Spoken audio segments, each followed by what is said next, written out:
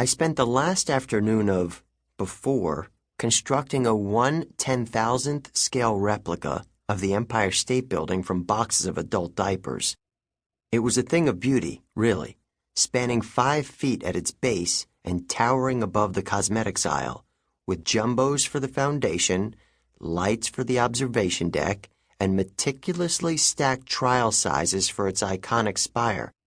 It was almost perfect, minus one crucial detail. "You used Neverleak," Shelley said, eyeing my craftsmanship with a skeptical frown.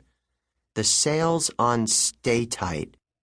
Shelley was the store manager, and her slumped shoulders and dour expression were as much a part of her uniform as the blue polo shirts we all had to wear.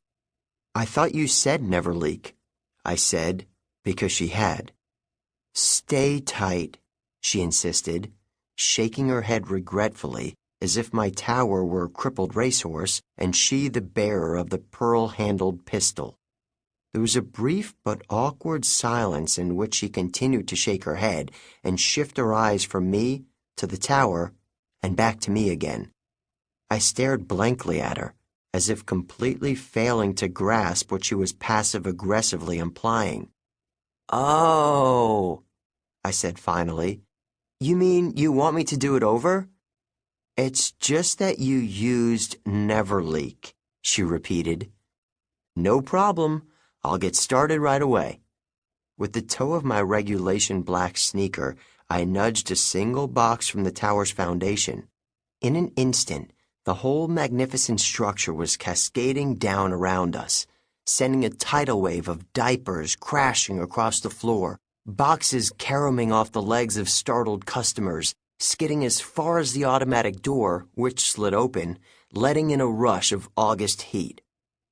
Shelley's face turned the color of ripe pomegranate. She should have fired me on the spot, but I knew I'd never be so lucky.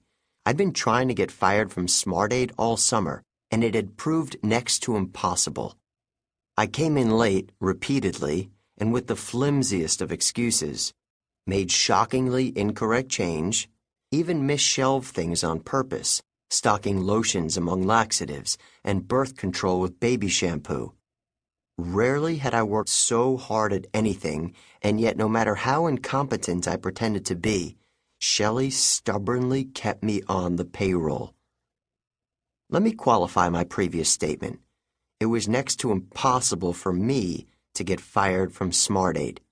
Any other employee would have been out the door a dozen minor infractions ago. It was my first lesson in politics. There are 3 SmartAids in Inglewood, the small somnolent beach town where I live. There are 27 in Sarasota County and 115 in all of Florida, spreading across the state like some untreatable rash. The reason I couldn't be fired was that my uncles owned every single one of them. The reason I couldn't quit was that working at SmartAid as your first job had long been a hallowed family tradition. All my campaign of self-sabotage had earned me was an unwinnable feud with Shelley and the deep and abiding resentment of my coworkers who, let's face it, were going to resent me anyway because no matter how many displays I knocked over or customers I shortchanged, one day I was going to inherit a sizable chunk of the company, and they were not.